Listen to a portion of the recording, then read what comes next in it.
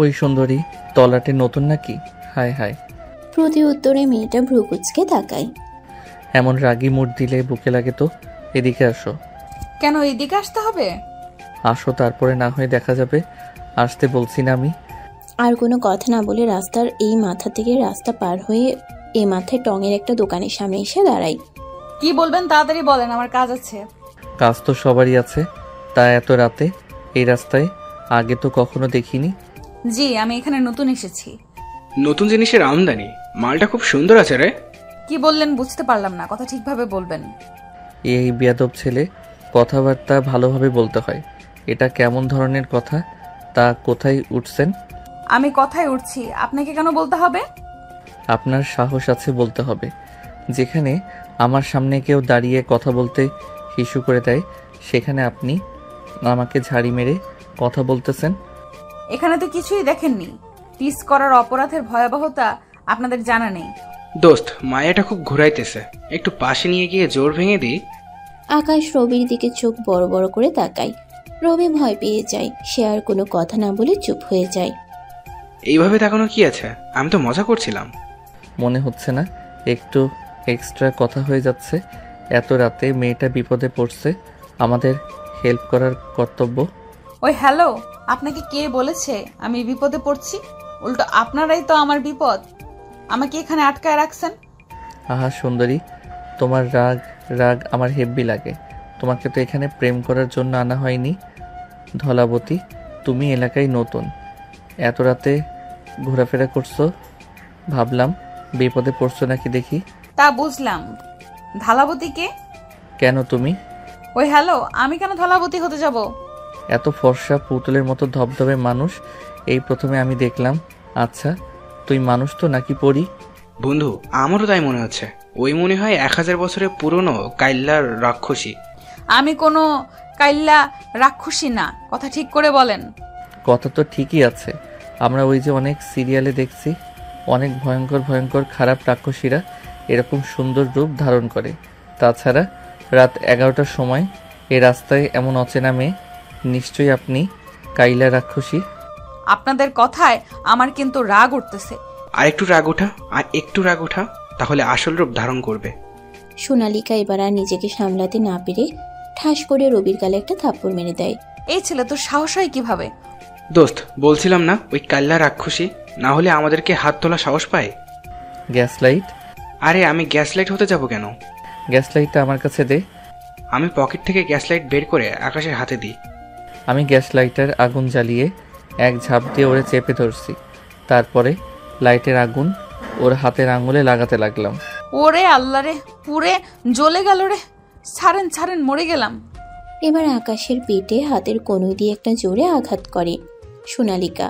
আকাশ একটু দূরে ছিটকে পড়ে। বন্ধুরে, আমি ঠিক আছি। তারপর তারা দুজন একটু সামনে এসে দাঁড়ায়।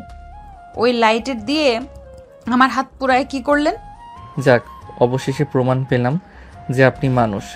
দেখতে এতই সুন্দর মায়াবী, কিন্তু গায়ে এত রাক্ষসের মতো জোর কোথা থেকে পাইলেন? তাই তো আমার মনে হয় সত্যি কাইল্লারা খুশি, না হয়তো এত জোর কোথায় পাবে। আর একবার পরীক্ষা করা যাক। ওই চিকনা, এই হাত দেখছস? এক ঘুষি মেরে নাক ফাটিয়ে দিব। চুপচাপ এখান থেকে সর। তারপর তারা মেয়েটার এত রাগী ভাব দেখে রাস্তা থেকে সরে দাঁড়ায়। মেয়েটা অন্ধকারের মধ্যে মোবাইলের আলো দিয়ে হাঁটতে থাকে। কিছুক্ষণের মধ্যে চোখের অন্তরালের বাইরে চলে যায়। দোস্ত, এটা মেয়ে না, কারেন্ট, যে আমাদেরকে বেটে গেল। দেখছি ব্যাপারটা। ও আপনারা এত সময় যাদের কথা বলতে দেখলেন তারা হলো ঢাকা কেরানীগঞ্জের সভাপতি আকাশ এবং সহ সভাপতি রবি। তারা তাদের নেতৃত্বে এই এরিয়াটা কন্ট্রোলে রাখে। বাকিটা গল্পের সাথে থাকেন, জানতে পারবেন। কিরে মা, আমাদের তো কালকে পাঠিয়ে দিলি, তোর আসতে এত রাত হলো। যদি রাস্তাঘাটে কোনো বিপদ হতো তখন কি করতাম বল? কালকে আসতি। আম্মু, দিনে জার্নি করাটা বিরক্ত লাগে, তাই রাত্রে জার্নি করি। আর যে মানুষটা সারাক্ষণ বিপদ আপদ ঝামেলা নিয়ে থাকে তাহার আবার বিপদ।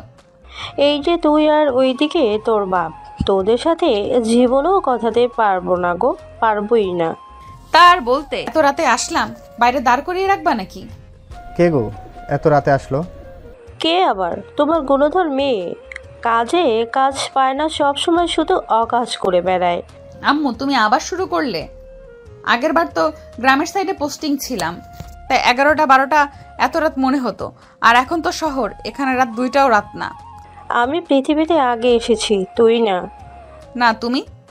আমি যা বলবো তাহলে সেটাই, এর বাইরে কোনো কথা চলবে না। তোরে পেটে আমি ধরেছি, তুই না। আমার উপরে কোনো কথা চলবে না। উত্তরে সোনালিকা ভ্রুকুচকে তাকায়। এই মাঝরাতে আবার কি শুরু করলে? তোমার কি ভেতরে দমদাম বলতে নাই? দেখছো বাবা? পাগল ছাগলের কথা বাদ দে, চল ভেতরে চল। হ্যাঁ, এখন তো আমি পাগল। আজ আমার কেউ নেই। 40টা বছর এই সংসারে খেটে গেলাম, মাথার ঘাম পায়ে ফেলে। আমার কষ্টটা কেউ বুঝলো না। আমি তো এই বাসার কাজের লোক, আমার কাজ শুধু কাজ করা। আমার কথার কেউ দাম দেবে না। আম্মু থামবা তুমি? কি থামবো? হ্যাঁ, কি থামবো? যেদিন মা হবে ওই দিন বুঝবি। এখন তো আমার কান্না কান্না মনে হয় না। যেদিন থাকবো না সেদিন ঠিকই চোখের পানি বুঝতে পারবি। এখন তো মূল্যায়ন দিবি না। এই মাঝরাতে আবার কি নিয়ে তার কথা পছন্দ হলো না? পাগলরে বিয়ে করে আমার জীবন শেষ। পাগল বলেই তোমার এই সংসার করে গেলাম। আর কেউ হলে করা তো দূরের কথা, মুখে ঝাঁটার বাড়ি মারত। তারপর সোনালিকা বাসার মধ্যে প্রবেশ করলো। বাসার মেন গেটটা দিয়ে সবাই মিলে উপরে চলে যায়।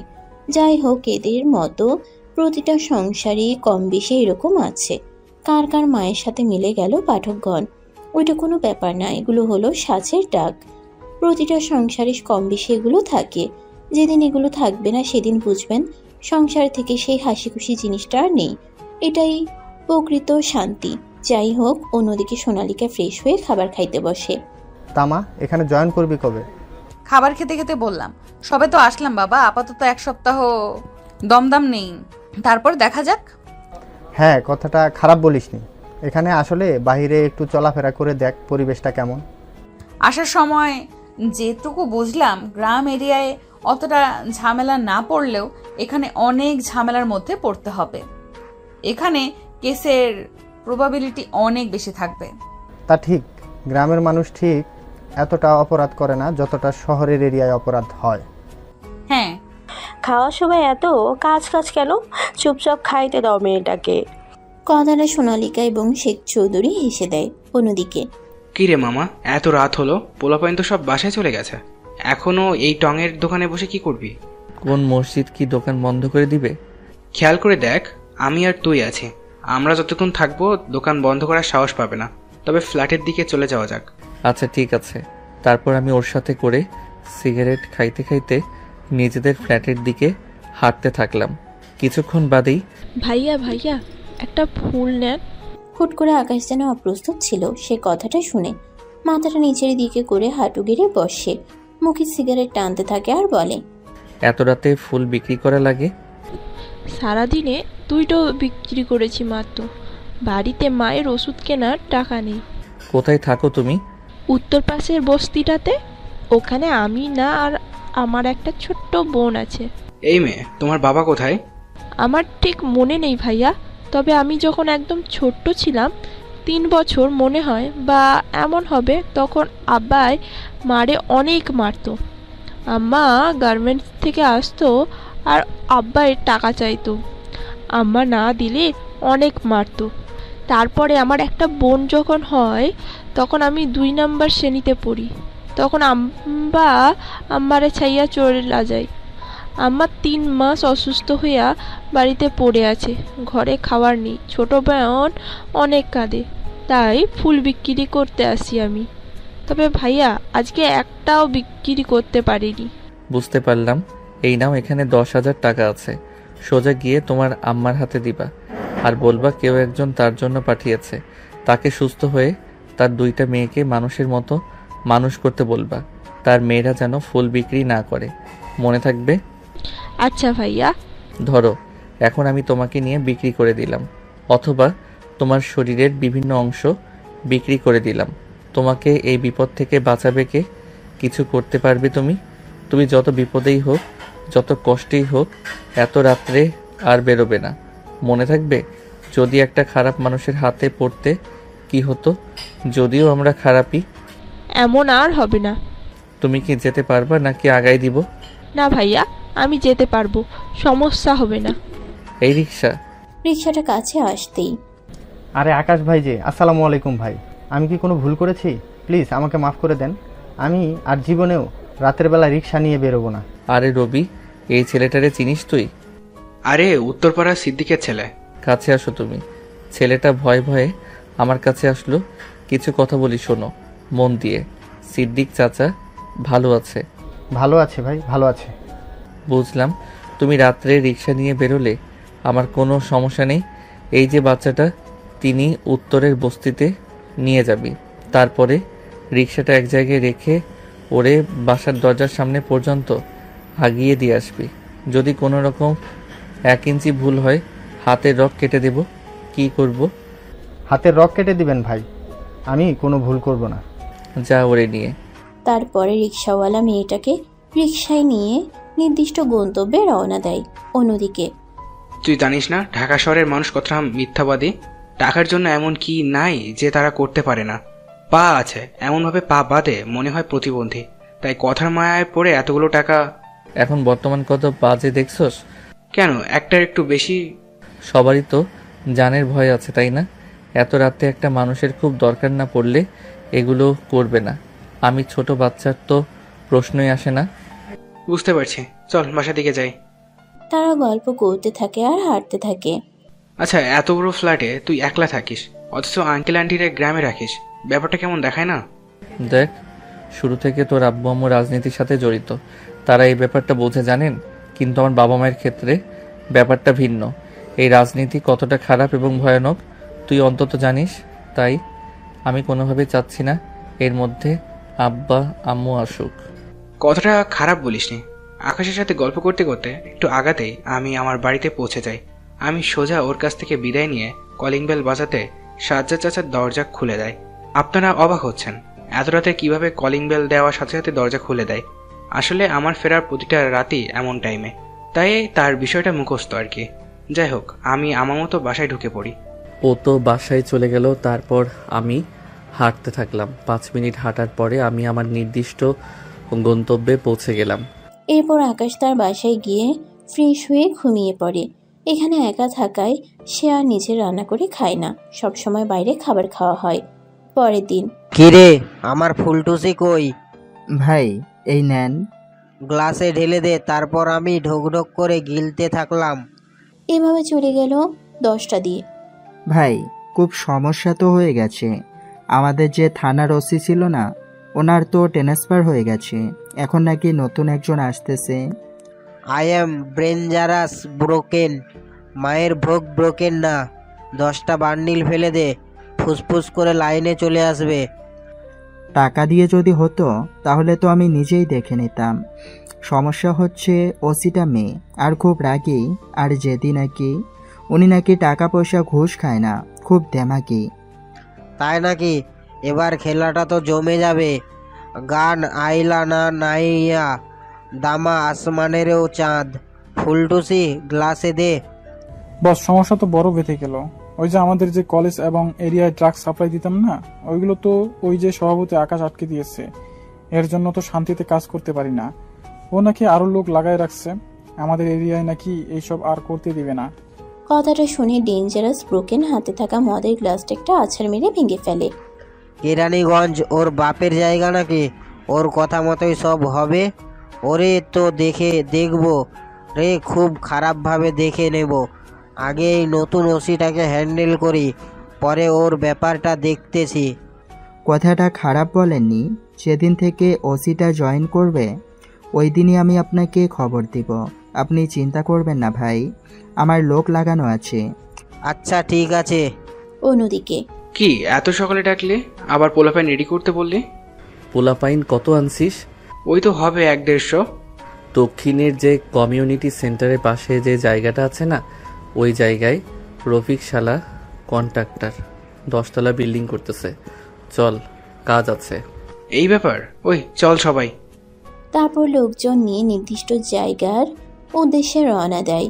কিছুক্ষণ বাদেই তারা ওখানে পৌঁছে যায়। গিয়ে দেখতে পারে একটা চেয়ারে বসে পান খাচ্ছে আর হিসাব মিলাচ্ছে রফিক। আরে আকাশ ভাই, হুট করে আমার সাথে কে দেখা করতে আসছে? আপনার সাথে দেখা করে জীবনটাকে ধন্য মনে করতেছি ভাই। তা কি খাবেন? দেখেন এই কাজটা তো পেয়ে গেছি। বাব্বা, ভালোই তো। তা কত টাকার প্রজেক্ট? আল্লাহ দিলে ভালোই। আমার আয়ত্তে যেটুকু পেয়েছি 10 তলা বিল্ডিং এর মধ্যে, তা বইয়ের 40 থেকে 50,000 কোটি টাকার প্রজেক্ট বলা যায়। কি বলেন রফির ভাই? 10 তলা একটা বিল্ডিং করতে তো প্রায় 1,20,30,000 কোটি টাকা লেগে যায়। কথাটা আপনি ঠিকই বলেছেন রবি ভাই, তবে সব পার্সেন্ট তো আমার না, আমার ভিতরে যতটুকু ওইটুকুই আর কি বলছি। কত টাকার মধ্যে কাজ করার প্ল্যান করছেন? দেখে শুনে কুমা, সিমেন্ট, রড, বালি ঠিকঠাক মতো কিনছেন তো? না ভাই, এসব করা যায় নাকি? ওরে আমার লজ্জাবতী চিটার রে, তোমার চিটারি দেখলে তো আমার লজ্জা লাগে। এভাবে সুনাম করবেন না ভাই, আমার লজ্জা লেগে যায় তো। তাই নাকি? তা ফটাফট বেশি না, আমাদের অংশের 5 কোটি রেখে দিয়েন। ক্যাশ দিবেন না ব্যাংক? এত টাকা তো আমার নিজেরই লাভ হবে না। কথা বললেই 1 কোটি করে বাড়বে, 6 কোটি। তুই যে পরিমাণ চিটার আর এমসি কোয়ালিটির লোক, তুই তো অর্ধেক টাকা চুরি করবি এর থেকে। দেখা যাচ্ছে 40 বছরের জায়গায় বিল্ডিংটা 10 বছরে ভেঙে যাবে। আমি চাইলেও তোকে আটকাতে পারলেও বাংলাদেশে আনাচে কানাচে তোর মতো লোক আছে, তাদের কে আটকাবে? আর রাষ্ট্রের বড় বড় জায়গায় থেকে যে বড় বড় চুরিগুলো করে সেগুলো কে আটকাবে? দোস্ত, এত কম টাকা কেন দাবি করলি? ভাই আল্লাহর রাস্তায় কোনো কথা বললেন না, আপনার হাত দুইটা ধরেছি। 6 কোটি আমি পাঠিয়ে দেব। কবে দিবি? আজ রাতে ব্যাংকে গিয়ে ট্রান্সফার করে দিব। তবে এত টাকা একেবারে করতে পারবো না, সন্দেহ করবে। অন্তত 1 মাস সময় লাগবে, একটু একটু করে করব। তবে এক ব্যাংকে অ্যাকাউন্ট করা যাবে না, অন্তত 10টা অ্যাকাউন্ট লাগবে। পরবর্তী 10টা অ্যাকাউন্ট থেকে আপনারা একটা অ্যাকাউন্টে করে নিয়েন। এত হিটলারের বুদ্ধি কই রাখিস তুই? ভাই আপনাদেরই দোয়া। এইটুকু চিটারি না করতে পারলে আছে কি এই পজিশনে বসতে পারতাম? আপনারা জানেন না, ভালো লোকের ভাত নয়, তাই তো চিটার। চুপ কর শালা টাকলা। এই রবি, তোমরা আমার ব্যাংক অ্যাকাউন্ট মিলে 10টা অ্যাকাউন্টের নাম্বার লিখে দে। তারপর আমি অ্যাকাউন্টগুলোর নাম্বার ওর কাছে লিখে দিলাম। ওর কাছে রাত 10টার মধ্যে যেন অ্যাকাউন্টে টাকা পাই, না হলে হাতে কি দেখছিস? ওই দাসা দিয়ে তোর বিচি কেটে নেওয়া হবে। তারপর তারা সবাই ওখান থেকে তাদের পার্টি অফিসে চলে আসে। শোন, বাইরে যে পোলাপাইন আছে ওদের মাঝে 1 কোটি ভাগ করে দে। দোস্ত, মাথা পিছু 80-90 হাজার করে পাবো, এত টাকা দেওয়া ঠিক হবে? ভেতরে তো আমরা ডিল করেছি, ওরা দেখেনি কত কি কেমন হয়েছে। এত বড় একটা রাজনীতি করে এতটুকু মাথায় ঢোকে না? ওদের এভাবে টাকা পয়সা না দিলে হাতে থাকবে? অন্যরা টাকার লোভ দেখায় যদি, আর পোলাপাইন হাতে না থাকলে কিসের রাজনীতি আমাদেরকে ভয় পাবে? কথা অবশ্য খারাপ বলিসনি। তারপর এভাবে দেখতে দেখতে 2 দিন চলে যায়। এই 2 দিনে 1 কোটি টাকা তুলে তাদের লোকেদের মধ্যে সমানভাবে ভাগ বাটোয়ারা করে দেয়। এখন বুঝলাম কেন একজন রাজনীতির নেতার পিছনে একটা মানুষ কুত্তা হয়ে থাকতেও পছন্দ করে, কুত্তার মতো পিছনে পিছনে ঘুরে। যাই হোক, গল্পে ফেরা যাক। কিরে বান্ধবী, কেরানীগঞ্জ যাচ্ছিস আর আমারে খবর দিলে না? আরে হুট করে এখানে ট্রান্সফার হয়ে গেছে, কি করণীয় ছিল বলো? বুঝতে পারছি, দেখা তো করতেই পারিস। হ্যাঁ, তা তো অবশ্যই করা যায়। আমি তো এখন বাইরে আছি, জরা ব্রিজের সামনে যে মার্কেট আছে না, ওই জায়গায়। কি বলি তুই? আরে ওখান থেকে তো আমার বাসা 2 মিনিটের রাস্তা, তুই ওখানে দাঁড়া, আমি আসতেছি। তারপর আনিকার কোনো কথা না বলার সুযোগ দিয়ে কল কেটে দেয়। সোনালিকা ওখানে দাঁড়িয়ে কিছুক্ষণ অপেক্ষা করতে থাকে। এরই মাঝে, সোনালিকা রে, কতদিন পরে দেখা, কেমন আছিস? বিয়ে করে তো জামাই পেয়ে ভুলেই গেলি। আরে ভুলি নাই, তোর মতো কেন যে জব করলাম না, এই বাচ্চা জামাই সামলাতে গিয়ে আমি নিজে পাগল হয়ে যাচ্ছি। কিন্তু তোর জীবনটা কত ভালো, জীবনটা কতটা রহস্যজনক, তাই না? আমি চাচ্ছি তোর মতো একটা নিরিবিলি জীবন, আর তুই চাচ্ছিস আমার মতোই ঝামেলা জীবন। হায় রে হায়। যাই হোক, কেমন আছিস? তখনই পাশ দিয়ে রবি আর আকাশ যাইতেছিল। বাইক চালাচ্ছিল রবি। হুট করেই রবি ব্রেক মারে। এই যাওরা, এইভাবে ব্রেক মারলি কেন? ডানে তাকিয়ে দেখ, ওই দিনের রাত্রের ওই মেয়েটা। আকাশ ডান দিকে তাকাতে রাস্তার বিপরীতে হাসি মুখে কথা বলতে থাকে। মেয়েটাকে দেখে খানিকের জন্য যেন জগৎ ছেড়ে অন্য জগতে চলে গেছে। সাদা 3 পিস, তার উপরে সাদা কালারের স্কার্ফ দিয়ে হিজাব করা। ড্রেসটা অনেকটা ইউনিক টাইপের, দেখে বোঝা যাচ্ছে বাইরের দেশ থেকে অর্ডার দিয়ে আনা। আবার স্কার্ফের উপরে চশমা বজায় রাখা, হাতে কালো কালারের মেয়েদের ঘড়ি এবং পায়ে কালো কালারের হিল। আকাশ যেন তার হিতাহিত জ্ঞান হারিয়ে ফেলেছে। সে কোন দিকে না তাকিয়ে রাস্তা পার হতে যায়, তখনই একটা অটো এসে ধুম করে আকাশের গায়ে মেরে দেয়। আকাশ খানিকটা ধূপ করে ছিটকে পড়ে। আকাশের বাম হাতটা অনেকটা কেটে গেছে, টপ টপ করে রক্ত পড়তেছে। কপাল এবং ঠোঁটটাও হালকা কেটে গেছে। সে যেন ব্যথা অনুভব করতে পারতেছে না। সে যে একটু আগে এত বড় একটা অ্যাক্সিডেন্ট করছে তার যেন সেদিকে খেয়ালই নেই। সে আবার উঠে দাঁড়ায় এবং পাশে থাকা রবি চিৎকার করে, আকাশকে ধরতে আসে। অবিশ্বাস্য ব্যাপার, রবি ধরার আগে আকাশ উঠে দাঁড়ায়। এত সব ঘটনায় সোনালিকা এবং তার বান্ধবী দৃষ্টিও এদিকে ঘুরে গেছে। তারাও তাড়াহুড়ো করে কাছে আসে কি হয়েছে দেখার জন্য। তখনই আকাশ নিজের মতো বিড়বিড় করে জোরে বলতে থাকে, হে অপুরুষী রূপময় সুন্দরী, সৃষ্টির সেরা সৃষ্টি কি তুমি? একটা মানুষ কি করে এতটা সুন্দর হতে পারে? কিভাবে হতে পারে একটা মানুষ কিভাবে এতটা সুন্দর? হায়, তোমার ওই দৃষ্টি আমার দিকে যেন তীরের মতো লাগে। তুমি কি আসলে এতটা সুন্দর, নাকি আমি ঘুমিয়ে স্বপ্ন দেখতেছি? কথা বলতে বলতে আকাশ সোনালিকার মুখের একদিকে তার কাটা বাম হাত রেখে বলতে থাকে, না, তোমাকে তো স্পর্শ করা যায়, তার মানে তুমি সত্যি সত্যি তুমি মানুষ। তবে আমার বিশ্বাস করতে কষ্ট হয়, তুমি কি কোনো পরী বা জিন যে রূপ ধরে আছো? এতটা সুন্দর তুমি কি করে? ওই ছেলে কি বলছো? তোমার মাথা ঠিক আছে? ওর হাত দিয়ে রক্ত বেরোচ্ছে, ডাক্তারের কাছে নিয়ে যান সবাই। দোস্ত, তোর হাতটা অনেক কেটে গেছে, অনেক ব্লিডিং হচ্ছে। তুমি কেন এত সুন্দর? তোমাকে মনে হয় আজীবন দেখে যাই, আমার চোখের পলক পড়ে না। তুমি কেন কেন এতটাই সুন্দর? মানসিক পাগলটাকে কেউ ধরেন, ধরে নিয়ে যান। কি বলতেছে সে নিজেই জানে না। এই রূপময়, তোর রূপময়ের খেতায় আগুন, বালের বাল, তাড়াতাড়ি চল। রবি তার হাত চেপে ধরে কাটা জায়গায়।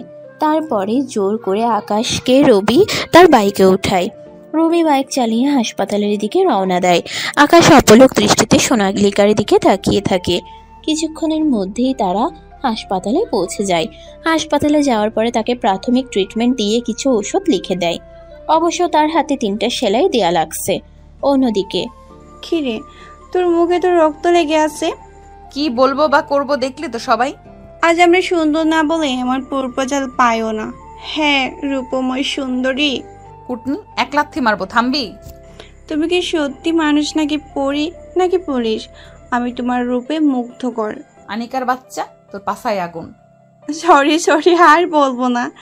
রাস্তাঘাটে এইসব বলদগুলো কই থেকে আসে আল্লাহ জানে। তবে ছেলেটা কেমন যেন চেনা চেনা মনে হচ্ছে আগেও কোথাও যেন দেখেছি। আবার স্বপ্ন দেখিসনি তো? আরে না, আর কাজ পাইলাম না, খেয়ে দে। চল সামনের দিকে যাই, মুখ ধুতে হবে। তোর মুখে রক্তর দাগ লেগে আছে। আজ অনেকদিন পর দেখা, একটা ট্রিট দি তোরে। ঠিক আছে, ট্রিট তো আমার দেওয়ার কথা। চাকরি পাইলে সবাই বড়লোক হয়ে যায়।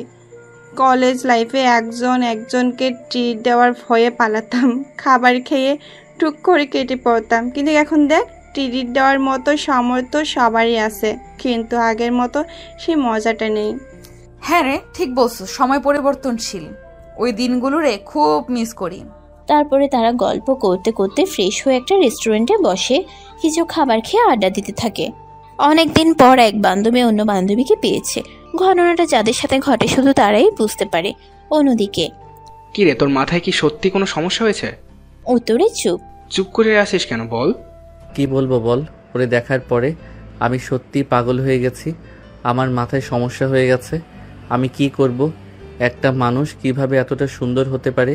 বাবা, লাভ অ্যাট ফার্স্ট সাইট এটাকে হয়তো বলে। আজকে নিজের চোখে না দেখলে বুঝতামই না।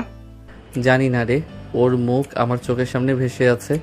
ওরে আমার লাগবে, খুব করে লাগবে। এইটা কোনো ব্যাপার হলো? এতদিন পরে একটা মেয়েকে আমার বন্ধুর ভালো লাগছে। চিন্তা করিস না, যেভাবে হোক আমি দেখছি। খুব তাড়াতাড়ি ছেলে পেলে লাগায় দে খুঁজতে। আমার আজকের মধ্যেই ওকে চাই চাই চাই চাই মানে চাই। একটু ঠান্ডা হ। ওই মেয়ের কি কোনো পিক আছে? থাকলে ছেলেপেলের কাছে দিলেই ওরা খুঁজে দিত। আমাদের এরিয়া যেহেতু, পেতে আর কত সময় লাগবে? আমি এত সব কথা জানি না, আমি শুধু একটা কথাই জানি। বুঝতে পারছি তুই কি জিনিস। দোষ, তেমন অস্থির হইস না, তোর শরীর কিন্তু অনেকটা অসুস্থ। যেখানে ওকে দেখলাম ওরা আশেপাশে সিসিটিভি ক্যামেরা কালেক্ট করতে বলো, তারপর খোঁজ লাগা। ভালো বুদ্ধি দিয়েছিস তুই। আচ্ছা, দেখতেছি। তারপরে কথা মতো রবি তার কাজগুলো করতে থাকে। সিসিটিভি ফুটেজ কালেক্ট করে তার নিজেদের লোকের কাছে দিয়ে খুঁজতে লাগিয়ে দেয়। দেখতে দেখতে 2টা দিন চলে যায়, কিন্তু এখনো ফলাফল শূন্য। কেউ কোথাও এই মেয়েটাকে খুঁজে পায়নি। নাম আমার আন্টার্কটিকা, তাই বলে আন্ডারপ্যান্ট মনে করে ভুল ভাবিস না। আমি কিন্তু আন্ডারওয়ার্ল্ডের কিং। ওই আকাশের সাহস হয় কিভাবে এখানে আমাদের চাঁদা আটকে দেওয়া? ওরে তো আমি আন্ডার প্যান্টের মধ্য দিয়ে রাখবো, যাতে একটু হিট হয়। বস, ও কিন্তু খুব ঝামেলা করছে। এমনিতেই আমাদের স্কুল কলেজে মাদক ব্যবসার অবস্থা একেবারে লাঠি তুলে দিচ্ছে। এখন আগের মতো ওপেনলি দিতে পারি না, চুরি করে পরে অল্প একটু ঢোকাতে পারি ঢাকার মধ্যে, তাও তো ধরা পড়ে যায় বেশিরভাগ। ওরে আটকান, না হয় কিন্তু আমরা এখানে থাকতে পারবো না। লোক আমারে খারাপ বললেও আমি কিন্তু বড় একটা নাম করা জাউরা। আমার সাথে শত্রুতা করে ভালো করে নেই। ওরে তো আমি রক্তবিহীন কিস দিব। এইটা আবার কি বস? এটাকে বলে রোমান্স, আমার স্পেশাল রোমান্স। ওর বাড়ির লোক কে কে আছে? ওর বাড়ির লোক দিয়ে কি করবেন? বড় কাউকে শিক্ষা দিতে গেলে কখনো সরাসরি তাকে ধরতে হয় না। প্রত্যেকটা মানুষই দুর্বল তার ফ্যামিলিতে। ফ্যামিলি ধরলে পই পই করে সোজা হয়ে যাবে রাস্তায়। ও আচ্ছা, এই জন্যই কখনো ওর পরিবারকে আমরা দেখি নাই বা শুনতে পাইনি যে ওর পরিবার আছে। আসলেই অনেক চালাক। চালাক যদি না হয় এত বড় একটা নামকরা গ্যাং চালাতে পারে? কথাটা একদম ঠিক কথা বলেছেন বস। ওর যেহেতু পরিবার নেই, তাহলে সোজাসুজি ওর উপর অ্যাটাক করতে হবে। আরে, ওর সাথে ওর চেলা রবি আগের কাজ করত। আস্তে আস্তে ওরে বন্ধুর জায়গা দিয়ে দিছি। ওই রবি জীবন থাকতে ওর উপর অ্যাটাক হতে দেবে না। আরও তো পোলাপাইন আছে, আর না বলি। তা তো বুঝলাম, ওরা তো আর জানবে না। হুট করে এমন এটাকে মরতে হবে যাতে সে সরে যাওয়ার জায়গা না পায়। তাহলে ভাই কালকে করি। কালকে ওদের একটা প্রোগ্রাম আছে, শুনছি মিছিল বের করবে ওখানেই। তোর আসলে মাথায় সমস্যা। মিছিলে এত মানুষ থাকবে, ওর মধ্যে কিছু করা যাবে না। যখন নিরিবিলি অফিস রুমে থাকবে তখন হুট করে। তখনও তো 8-9 জনের সাথে থাকে। পিছনে ফিরিয়ে দেখ আমার লোক কতজন হবে। তাও তো 50 কিংবা 70 জন হবে। তাহলে 8 জন আমাদের সামনে দাঁড়াতে পারবে। কালকেই হোক খেলা। আসলে আমি একটা নামকরা জাউরা। বস, আপনি নিজের সুনাম করলেন না বদনাম? যে লোক নিজের বদনাম শুনে নিজেই নিজেকে বদনাম করে আনন্দ পায়, তাহলে সেই লোক যাই বলে তাতেই তার সুনাম। আপনার থেকে অনেক কিছুই শেখার আছে। তা তো ঠিকই, এত বছর কি বাল শিখতে পারলি? বস, একটা সমস্যা হয়েছে।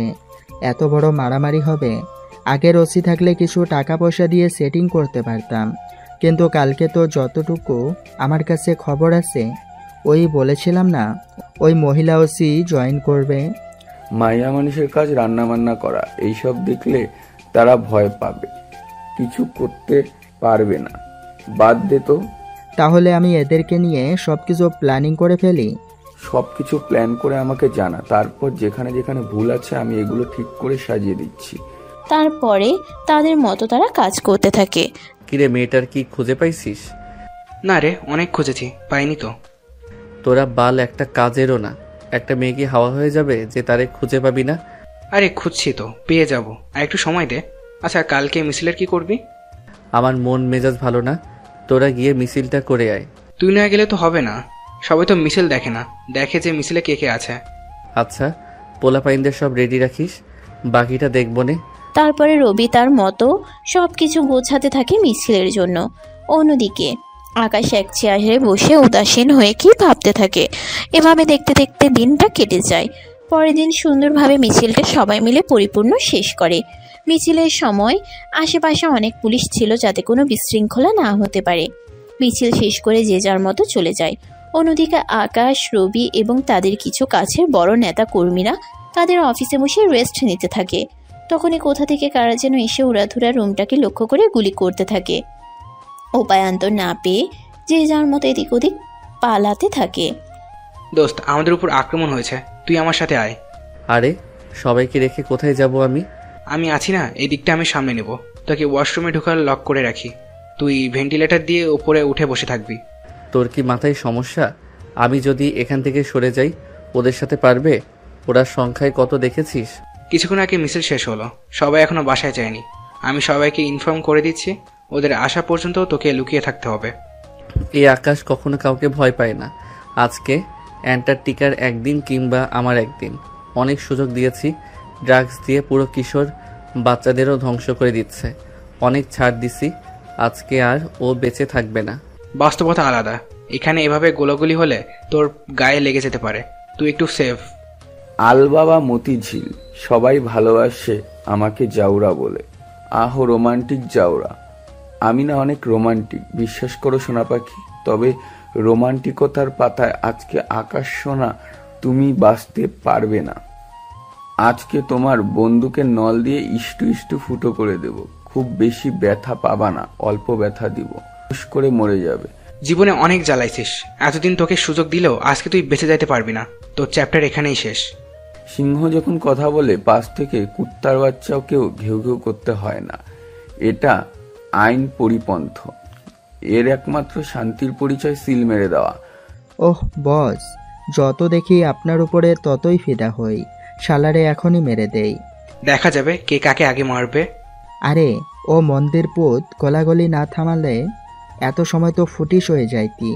তোদের জন্য স্পেশালভাবে ১,৫০০ রাউন্ড আনা হয়েছে। এই দেখ, মাঝে একটা দাগ দিয়ে দিলাম। এই দাগের এই সাইডে আমাদের পিছনে তাকিয়ে দেখ কত। আর তোর দিকে মাত্র ৬ জন, ৩ জন তো আগেই কেল্লাফতে। আমি কিন্তু আমার আপন মানুষের মৃত্যুর হিসাব বাকি রাখি না, সব সমান সমান করে দেই। তাই বুঝি সোনা? আসো একটা উম্মা দিয়ে দিই। বন্দুকের নল দিয়ে দেবো নাকি ঠোঁট? তুমি নিঃশ্বাস নিতে পারলে তো দিতে পারবে। ওই শালা ভয় পায় না কেন? এত এত অ্যাটিটিউড কই থেকে পায়? একটু পর এদিক থেকে সেদিক হলে যার অস্তিত্ব থাকবে না, সে কিভাবে এতগুলার উপর করে কথা বলতে পারে? পৃথিবীতে দুইটা জিনিস মনে রাখবি, একটা জিনিস তুই, আরেকটা জিনিস তুই। মানে? রবি এবং সবাই মাথা নিচু করো। কথাটা বলতেই রবি এবং তার পাশে থাকা ৫ জন ফ্লোরে শুয়ে পড়ে। আকাশ পাশে তার পায়ের কাছে একটা সুইচ টিপে দিতে নিচের ফ্লোর ফাঁকা হয়ে নিচ থেকে বড় একটা মেশিন গান উঠে আসে। কোনো কথা না বলে মেশিন গান দিয়ে ঝরঝর করে গুলি করতে থাকে। সেকেন্ডের মধ্যে সবার বুক A4 থেকে চিরে O4 হয়ে যায়। এভাবে 2টা মিনিট চলে যায়। আকাশ বড় আর্টিলারি মেশিন গানটা রেখে আন্টার্কটিকার সামনে গিয়ে দাঁড়ায়। ইতিমধ্যে আন্টার্কটিকার প্রায় 2টা গুলি লেগেছে। এবার সংখ্যা কত? ভাই, আমাদের ভুল হয়েছে, মাফ করে দেন, আর কখনো এমন হবে না। একটু আগে না খুব ফটর ফটর করছিলে? আকাশ চুপচাপ আন্টার্কটিকার সামনে গিয়ে পায়ে ঠাস ঠাস করে আরো 2টা গুলি করে দেয়। ভাই আমাকে মাফ করে দেন, আমি আর জীবনে এসব করব না। আমার আর মুখ দেখবেন না, আমি সবকিছু ছেড়ে ভালো হয়ে যাব। আমার জীবনটা ভিক্ষা দেন। এরিয়ার কোনোভাবে সুযোগ দেওয়া যাবে না। এসব মানুষ কখনো ভালো হবার মতো না, এরা এমন মেন্টালিটির মানুষ না। সত্যি আমরা ভালো হয়ে যাব। আমাদের ছেড়ে দিন। তোদের আজকে থাম তুই। আজকের পরে যদি এ ঢাকা শহরে কখনো তোদের মাদক সাপ্লাই করতে দেখি, আজকে পাই গুলি করছি, কাল সরাসরি বুকে করব। মনে রাখিস, মাপ চাওয়ার মতো আর সুযোগটা পাবি না। তখনই ফোর্স চারদিক থেকে ঘিরে ফেলো। কথাটা শুনে পুলিশের টিম ফোর্স চারদিক থেকে সব ঘিরে ফেলে। শুনলাম এই শহরে বড় মাফিয়া হয়ে গেছিস তোরা। আমার জয়েনের প্রথম দিনই এইভাবে গোলাগুলি শুরু করলি? এই রে, তোরা করছিস কেন? তোরা করছিস কি? এতগুলো জীবন তোরা নিয়ে নিলি? তোরা কি নমরুদ নাকি? তোদের মায়া দয়া নেই? কিভাবে পারলি? এদেরও তো বাচ্চা আছে, মা আছে, সংসার আছে। তোদের হাড্ডি থেকে মাংস খুলে নিব আমি। দোস্ত, সেই মেয়ে। কথাটা যেন আকাশের কানেই যাচ্ছে না। অবলোক দৃষ্টিতে সোনালিকার দিকে তাকিয়ে আছে। কিছু সেকেন্ড বাদে যে চোখের পলক ফেলতে হয় সেটাও যেন সে ভুলে গেছে। অপলক দৃষ্টিতে তাকিয়ে, ম্যাডাম, আমরা মারিনি। ম্যাডাম দেখেন আমার পায়ে কতগুলো গুলি করেছে, অন্যায় ভেবে কিভাবে আমাদের সবাইকে মেরে দিল। এটাই কি আমাদের দেশ? এমন স্বাধীনতাই কি আমরা চেয়েছি? কোথায় আইন ব্যবস্থা, কোথায় প্রশাসন? আহারে, কুত্তার লেজ কখনো সোজা হয় না, আর তোরা কখনো সোজা হবি না। ম্যাম, এরাই আক্রমণ করতে আসছিল, আমি শুধু আত্মরক্ষা করেছি। হত্যা অপরাধী হত্যা, এর বাইরে কিছুই নেই। আত্মরক্ষা করতে গিয়ে এতগুলো মানুষ হয়ে যাবে। আপনারা পুলিশকে কল দিতেন। আমাদের কেন বাইরে থেকে কল দেওয়া শুনে আসতে হলো যে ম্যাডাম ভেতরে অনেক গুলাগুলি হচ্ছে? ম্যাডাম, বোঝার চেষ্টা করেন, বিষয়টা ভিন্ন। আরে, এইটাই সেই ছেলেটা না? ওই দিন আমার সামনে অ্যাক্সিডেন্ট তুমি করেছিলে না? সে নির্লজ্জ বেয়াদবটা আজও কেমন ক্যাবলা কান্তের মতো তাকিয়ে আছে। এক থাপ্পড় দিয়ে দাঁত ফেলে দিব, দাঁত ভেঙে ফেলবো। প্রতি উত্তরে কোনো কথা না বলে আকাশ অপলক দৃষ্টিতে তাকিয়ে আছে।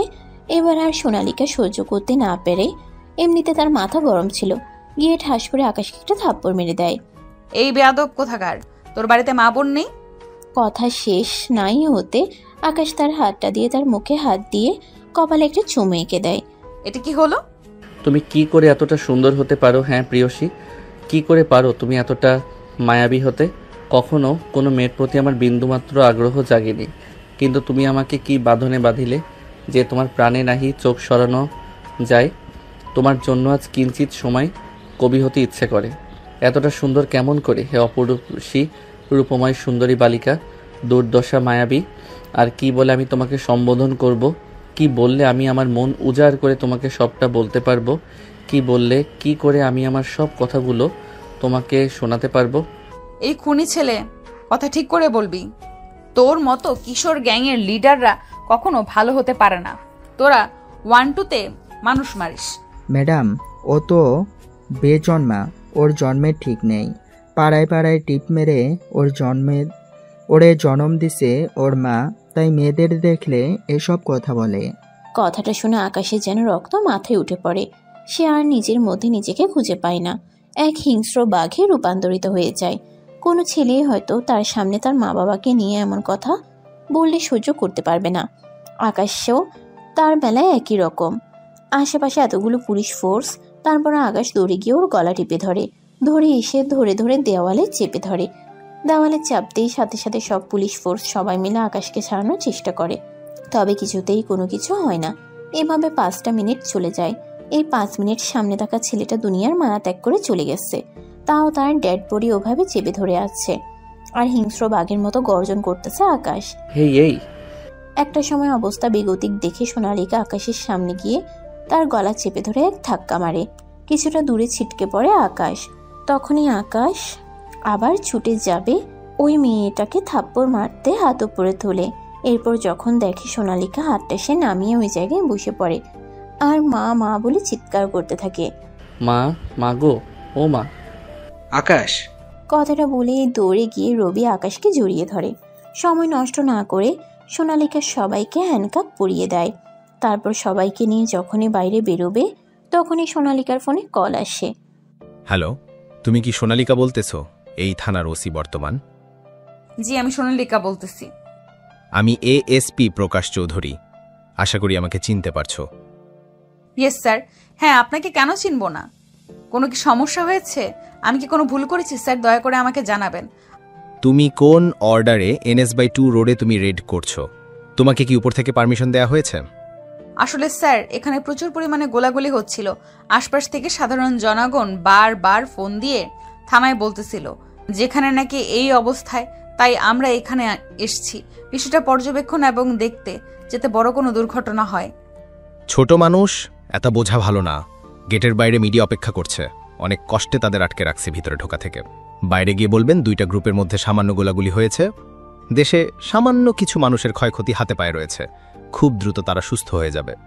এত বড় মিথ্যা বলতে পারবো না স্যার আমি। এখানে আরো অনেক 60-70 জনের উপরে ডেট, কিভাবে কি বলবো? তোমার মাথায় ঘিলু আছে? এটা যদি বাইরে জানাজানি হয়, প্রশাসনের উপরে কি পরিমাণে চাপ আসবে। দেশের বদনাম হবে, আইন শৃঙ্খলা বাহিনীর বদনাম হবে। যা হয়ে গেছে তা হয়ে গেছে। যা বলছি, যে অর্ডার করা হয়েছে তাই কর। বেশি পাকনামো করা ভালো না। এক কথা যেন এদিক ওদিক না হয়। This is my order. কথাটা বলে এএসপি ফোন কেটে দেয়। বাধ্য হয়ে ইচ্ছা থাকা না সত্ত্বেও সোনালিকা বাইরে গিয়ে যেমন বলছে মিডিয়ার কাছে ঠিক তেমনই ঘটনা উপস্থাপিত করছে সোনালিকা। তার বিবেক হাজারবার বাধা দিচ্ছিল, হাজারটা গিল্টি ফিল হচ্ছিল, তারপরও উপর থেকে অর্ডার, তার কিছু করার নেই। সে চুপচাপ জায়গাটা সিল করে দেয়, সাধারণ মানুষের প্রবেশ নিষেধ। সে তারপরে তার পুলিশ অফিসারদের লাশগুলো গোপনে সরিয়ে ফেলার পারমিশন দিয়ে চুপচাপ আকাশ এবং তার কিছু লোক এবং যাদের গ্রেফতার করছে সবাইকে পুলিশ ভ্যান গাড়িতে তুলে থানায় নিয়ে চলে যায়। এভাবে চলে যায় কিছুক্ষণ, দেখতে দেখতে ওই দিন রাত চলে যায়। পরের দিন। এ কি কারা দেখছি মুই, আপনি এখানে? প্রতি উত্তরে নিশ্চুপ। কি হলো, কথা বলেন না কেন ভাই? নতুন ওসি আসার পরে কি আপনার পাওয়ার কাজে লাগেনি? এবার তো শুনছি একটা দুইটা না 50টার উপরে মার্ডার করছেন, গরম আন্ডা দিবে এবার। তুই আমারে চিনিস? ভালো করে চিনি। আমার সাথে এভাবে কথা বলার তোর ভিতর থেকে সাহস হচ্ছে? আরে ভাই রাগ করেন কেন, আমি তো মজা করছি। তাই বুঝি? তোদের ম্যাডাম কখন আসবে? কেন, তার ডিউটি টাইম 9টার দিকে। ও আচ্ছা। ভাই কিছু লাগলে বলবেন। ফোন আছে না, ফোন দে। এখন আবার ফোন দিয়ে কি করবি? কেন, বউ নিয়ে বাসর করব? তাহলে তোর কি মনে হয় এখন কি করতে পারি? ভাই এই যে ফোন নেন।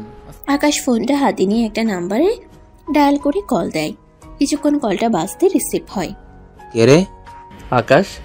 গ্যাংস্টাররা আমার ফোনে কল করে, পাওয়া যায়? করে হাতি গর্তে পড়লে না চাইতেও সব কিছু করতে হয়। তা হঠাৎ করে কি মনে করে? আমার একটা কাজ করে দিতে হবে। গতকাল আমার উপরে কিছু ছ্যাঁচড়া গ্যাংয়ের লোক আমার উপরে অ্যাটাক করে। যা ভাবছেন তাই হয়েছে ওদের সাথে। কতজন হবে? 60 জনের উপর। ওরে শালা, এতগুলো জীবন! আপনি ভালোই জানেন আকাশ এমনিতে কখনো কারোর ক্ষতি করে না। আমার হাতে আর কোনো উপায় ছিল না। কাল যদি এই কাজটা না করতাম আপনার সাথে আর কথা বলতে পারতাম না আজকে দাঁড়িয়ে। এখন ব্যাপারটা হচ্ছে এসপি বিষয়টা ধামাকা দিয়েছে। এখন এ ব্যাপারে নিউজে তদন্ত হতে পারে। নিউজ চ্যানেলগুলো আর ওই জায়গার বিষয়টা পরিপূর্ণভাবে হ্যান্ডেল করা আপনার দায়িত্ব। তা তো বুঝলাম, বিষয়টা একটু জটিল আসলে। বন্দরে যে মালগুলো আপনার আটকে আছে 2 দিনের মধ্যে সরানো হয়ে যাবে। আপনি নিজে করতেছেন না যাতে আপনার বিষয়ে সোশ্যাল মিডিয়াতে মানুষজন জানাজানি হয়ে যায়। তবে গোপনে যদি রাতের আধারে হুট করে কেউ করে দেয়। এই কথা তো অনেক দিন আগেই তোমাকে বলছি, কিন্তু তুমি আমার কথায় রাজি হওনি। আচ্ছা, আমি এই দিকটা সামনে নিচ্ছি। এসব আমার কাছে কোনো ব্যাপারই না। আমার সাথে 4-5 জন মতো হবে। এদেরকে 2 ঘন্টার মধ্যে সারানোর ব্যবস্থা করো। আর আমাকে আপাতত কিছুদিন এখানে রেখে দাও, কোনোভাবে যেন আমাকে অন্য জায়গায় ট্রান্সফার বা চালান করা না হয়। সবাইকে বের করে দিতে বলতেছো, অথচ তুমি নিজে ইচ্ছা করে জেলেই থাকবে। ব্যাপারটা আমার কাছে কেমন লাগছে? সবার আগে তো তুমি বেরোতে। আর কোনো কথা না, আমি যা বলছি তাই হবে। এর আগে পরে কোনো কথা নেই। যেটা তোমার ভালো লাগে আমি সবটা বলে দিচ্ছি কমিশনারকে। আচ্ছা। কথা বলা শেষ করে আমি হাবিলদারকে ফোনটা দিয়েছিলাম। হাবিলদারও তার কাজে সে চলে গেল। এদিকে না আমার কাজ আছে। এমন কি কাজ থাকতে পারে? ও আচ্ছা, মনে পড়েছে। হায় রে ভালোবাসা, কি খেলা দেখাইলি! যাকে সারা দেশ মিলে একদিন আটকে রাখতে পারিনি, সে মানুষটা আজকে নিজে থেকে হাজতবাসী হতে যাচ্ছে। এত কথা বলিস কেন তুই? এসব করা কি ঠিক হচ্ছে? আমরা তো চাইলেই জোর করে ওকে আমাদের হেফাজতে নিতে পারি। পৃথিবীতে আর যাই হোক জোর করে কখনো মন, ভালোবাসা, মোহাম্মত হয় না। সেটাই তো দেখতেছি। গ্যাংস্টার আকাশও প্রেমে পড়লো শেষমেশ, তাও পুলিশের প্রেমে। তারপর এভাবে দেখতে দেখতে কিছুক্ষণ চলে যায়। হুট করে সাদা ধবধবে দুধের মতো চেহারা যুক্ত শরীরে পুলিশের ড্রেসে পরিহিত একটা মেয়ে চুপচাপ প্রবেশ করলো। আসসালামু আলাইকুম। Salute ma'am. কালকের ফাইলগুলো ঠিক আছে? জি ম্যাম, আপনার ডেস্কে রাখা আছে। ও আচ্ছা, বুঝতে পারছি। তারপর আমি চুপচাপ আমার ডেস্কে গিয়ে বসলাম। টুপিটা টেবিলের উপরে রেখে কফিটা হাতে নিয়ে এক চুমুক দিয়ে ডানে ঘুরতেই দেখি কালকে ধরা আসামিগুলো আমার দিকে অপলক দৃষ্টিতে হা করে তাকিয়ে আছে। আমি খানিকটা অবাক হলাম। যেখানে পুলিশের আসামির সম্পর্ক লুকোচুরি ভয়, এখানে এরা ব্যতিক্রম। এতদিন তো গ্রামে যখন ট্রান্সফার ছিলাম এগুলো দেখেছি, এখন শহরে আসার পরে বিষয়টা ভিন্ন। আমি তাদের দিকে ভ্রু কুচকে তাকালাম। এই আপনারা সবাই হা করে এদিকে কি দেখেন? এই তোর ওই দিকে তাকাস কেন? চোখ তুলে নিব কুত্তার বাচ্চা সবগুলো। তোদের ভাবি লাগে? কথাটা শুনে সাথে থাকা সবাই ভয় পেয়ে যায় কিছুটা। চুপচাপ সবাই অন্যদিকে ঘুরে দাঁড়ায়। এই ছেলে, আপনি কি বলছেন? মাথা ঠিক আছে? লাঠি দেখেছেন? মায়ের কিন্তু একটাও মাটিতে পড়বে না। আপনাদের মতো গুন্ডাগুলোকে যে কেন প্রশ্রয় দেয় উপর মহল, আল্লাহ পাক উনি ভালো জানেন। সোনা পাখি, এগুলো রাজনীতির খেলা। তোমার মতো গোলুমুলু বাবু কি এগুলো বোঝে না তো। তারা যদি আমাকে প্রশ্রয় না দেয়, তাদের কাজ কে করে দিবে? তাদের ভোটের ব্যবস্থা কে করে দিবে? তারা এমন পাওয়ারফুল হওয়ার পরেও তোমাদের মতো গুন্ডার সাহায্য লাগবে? এক মিনিট, কি সব নামে তুই আমারে ডাকিস? থাপড়াইয়া দাঁত ভেঙে দিব। একটা মায়েরও মাটিতে পড়বে না, বেয়াদব কোথাকার। তোমার বকাগুলো এত মিষ্টি পুরুষ কেন? তোদের মতো গুন্ডারা যারা এক দুইটাতেই মানুষ মরে, তাদের মনে আবার এত সব রোমান্টিকতা আছে ভাবা ছিল না। আমার সাথে একদম উল্টাপাল্টা ব্যবহার করবি না। আমি কিন্তু তোর গায়ে হাত দিতে দুবার ভাববো না। গায়ে হাত দিয়ে দেখেন না, 1 মিনিটও চাকরি থাকবে না। কথাটা শুনে আমি রাগে রবির গালে একটা থাপ্পড় মারি। আমারে মারলি তুই? চুপ শালা, মারবে কাটবে এগুলো তো বউরাই করবে, জানিস না? যতই পাওয়ারফুল হোক, সবাই বউয়ের কাছে ভেজা বিড়াল। কিছুদিন আগে ফেসবুকে দেখলে না, ফ্রান্সের প্রেসিডেন্ট ও বউয়ের হাতে মায়ের খায়, আর আমি তো মাত্র গ্যাংস্টার। সোনা পাখি, তুমি আমাকে সকাল বিকাল মন ভরে থাপড়াবা? আচ্ছা ভাই, আমার ভুল হয়ে গেছে, মনে ছিল না। এই কত বড় সাহস, আবার ভয়ে উঠে চলে গেছে। এই শালা হারামজাদা, মাইট চিনস? বান্টুস ফাটাইয়ে দিব। এভাবে বলে না, তুমি তাহলে মা ডাক শুনতে পারবা না? এদের কথাবার্তা শুনে সোনালিকার রাগ যেন মাথায় উঠে গেছে। রাগে কটকট করতেছে, দাঁতে দাঁত চেপে নিজেকে কন্ট্রোল না করতে পেরে সে লকআপের কাছে গেছে। ঘুষি দেখছো? এক ঘুষিতে নাক ফাটায় দিব। এই সবাই চোখ বন্ধ করো তো। এই নাও, আমি মুখ আগেই দিছি, তুমি কারোর কথাই কান দিও না। মনের মতো থাপ দাও তো, ঘুষি মারো যাতে তোমার চিহ্নের দাগ নাকে লেগে থাকে। তুই শালা সাইকো নাকি? দাঁড়া, তোর একদিন কি আমার একদিন। কথাটা বলেই আমি লকআপের ভেতরে হাত দিয়ে যেই না বক্সিং দিতে গেছি, পোলাটা আমার হাতটা চেপে ধরছে। সোনালিকার হাত চেপে ধরে গুনে গুনে 5টা চুমু দেয় আকাশ। তারপর মা, এত নরম গোলুমুলু হাত মারার জন্য, মাথায় হাত বুলিয়ে দেওয়ার জন্য ব্যবহার হয় পাগলি। তবে মাঝে মাঝে তুমি চাইলে আমারে কেলাইতে পারো, তবে একটুখানি। তবে কাউকে বলা যাবে না, না হলে সবাই বলবে দেশের সর্বোচ্চ গ্যাংস্টার আকাশ চৌধুরী ফ্রান্সের প্রেসিডেন্টের মতো বউয়ের হাতে মাইর খায়। এই পোলা, তুই কি ভালো হইতি না? তোমাকে দেখার পরেই তো খারাপ হয়েছি। আমি কি করব? এইসব ঢঙের কথা বাদ দে, আমি কিন্তু পুলিশ ডাকবো। ডাকো পুলিশ, দেখি পুলিশ আমার কি করতে পারে। পুলিশ বাঁচাও আমাকে। আরে ধুর, আমি নিজেই তো পুলিশ। কথাটা শুনে সবাই হু হু করে হেসে দেয়। এই একটুও হাসবি না, দাঁত ভেঙে দিব। জীবনে অনেক তেরাকে আমি সোজা করেছি, কিন্তু তোমার মতো বেয়াদব একটাও দেখিনি। দেখুন তো কি হয়েছে জানেমান, এখন থেকে রেগুলার আমার এই মুখটা দেখবা। তোর মুখে ইঁদুর ছেড়ে দিব না, ধরো দেলা পোকা।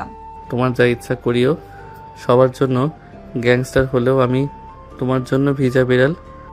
আমার কিন্তু ধৈর্যের বাঁধ ভেঙে যাচ্ছে। আমার কিন্তু ধৈর্যের বাঁধ শক্ত হচ্ছে। লিমিট ক্রস করলে কিন্তু ভালো হবে না। লিমিট ক্রস করলে কিন্তু আরো অনেক ভালো হবে। ভালোবাসা বাড়বে, মোহাম্মত বাড়বে, বুকের মধ্যে পাকুম বাড়বে। এত কথা কই থেকে শিখছিস তুই? এত কথা ভালোবাসা থেকে শিখছি। তোর ভালোবাসার খেতায় আগুন। আমার জামাই আছে, আমি বিবাহিত। কথাটা শুনে আশেপাশের সবাই যেন কিছু সময়ের জন্য থমকে যায়, একে অপরের দিকে তাকাতাকি করতে থাকে। এর মাঝেই হুট করে, যাকে ভালোবাসি তার ব্যাপারে খোঁজ নেব না, তা এ কি হয়? তোমার 10টা জামাই থাকলেও তুমি আমার সোনা পাখি। সত্যি আমি বিবাহিত। আরো 2টা করো না, তাতে আমার কি সমস্যা? আমার সমস্যা হচ্ছে তোমাকে ভালোবাসি, এখানে তো বিবাহ সম্পর্ক নেই। বুঝলাম না তো ব্যাপারটা। বুঝলাম তো আমি ব্যাপারটা, বলতেছি যে ম্যাডাম, এত সুন্দর করে মিথ্যা বললে সবাই বুঝে ফেলবে।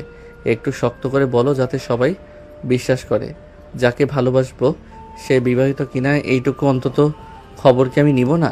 তুই আমার ব্যাপারে খোঁজ খবরও নিয়ে নিয়েছিস? যথা আজ্ঞা মেরে পেয়ারকা বাচ্চার মা। তোর মুখে ঝামা ঘষে দেব শালা হারামখোর। কিছু আটকায় না তোর মুখ দিয়ে, যা আসে তাই বলিস। কি মধুর বকা দিলে গো, আমার বুকের মধ্যে লাড্ডু ফোটে। ওরে আমি পাগল হয়ে যাব, কেউ আমাকে ধরো। ম্যাডাম কোনো সমস্যা হয়েছে কি? এদের লকাবে ঢুকে এমন মাইট দিব যেন আজীবন মনে থাকে। This is my order. Madam আমি পারবো না, আপনি নিজে মারেন। আমি তোমাকে অর্ডার করছি না। এনাদের বাদে অন্য কাউকে বলেন মারতেছি। এনাদের মারলে বাইরে বেরোলে আমার টুনটুনি কেটে দিবে, আর না মারলে আমি তোমার চাকরি খেয়ে দিব। একটা চাকরি গেলে কষ্ট করলে আরো পাবো, কিন্তু টুনটুনি হারালে কোনোদিন আর পাবো না। ভবিষ্যতে আমার বউ আমাকে না পেয়ে পরকীয়া করবে। না ম্যাডাম, আপনার যা ইচ্ছা করেন, আমি আপনার এই অর্ডার মানতে পারবো না। হাবিলদারের বাচ্চা হাবিলদার। ও না, ফুল সোনা পাখি, তোমার সাদা পরীর মতো মুখে রাগলে রক্ত জমে গেলে তো খারাপ দেখা যায়। তুই তোর কথা কিন্তু লিমিটের মধ্যে বলবি। কথাটা বলে রাগে গজ গজ করতে করতে নিজের ডেস্কে ফিরে যায় সোনালিকা। তারপরে ওখানে 30 সেকেন্ড মতো ওয়েট করে সাইড রুমে চলে যায় রেস্ট করার জন্য। রুমে গিয়ে দরজা লক করে দেয়। আসলে সাইড রুম হচ্ছে প্রত্যেকটা থানায় আলাদাভাবে কিছু রুম করা থাকে পুলিশ অফিসারদের রেস্ট করার জন্য বা ঘুমানোর জন্য। সোনালিকা এদিকে কিছু করতে না পেরে রাগে আগুনের মতো ফুলতে থাকে। সে আর দেরি না করে সরাসরি পুলিশ কমিশনারকে কল দেয়। হ্যাঁ সোনালিকা বলো। চাচু, ওই যে আমাদের এই এরিয়ায় আকাশ নামে একটা ছেলে আছে না, গুন্ডা টাইপের, ওরে কালকে ধরে আনছি। চোখের সামনে অনেকগুলো হত্যা করেছে, আমার সাথে এখন প্রচুর পরিমাণে বেয়াদবি করতেছে। ওর বিরুদ্ধে কি কোনো ব্যবস্থা নেওয়া যায় না? আমার ধৈর্যের বাঁধ ভেঙে গেলে এমন মারবো, পা ভেঙে ফেলবো। কিন্তু দেখো তোমার ব্যাপারটা বুঝতে পারছি, তবে সব জায়গায় আমরা সবকিছু করতে পারি না। কিছু কিছু জায়গায় আমাদের নিয়ম রেস্ট্রিকশন থাকে, আইনের বাইরে আমাদের কিছু করার থাকে না। ওই জায়গায় ওর হাত উপর মহল থেকে মন্ত্রী মিনিস্টার থেকে বড় বড় পর্যায়ে এসপি স্যার পর্যন্ত ওকে ভয় পায়। ওর এত পাওয়ার, সে জায়গায় আমরা ওর কিছুই করতে পারবো না।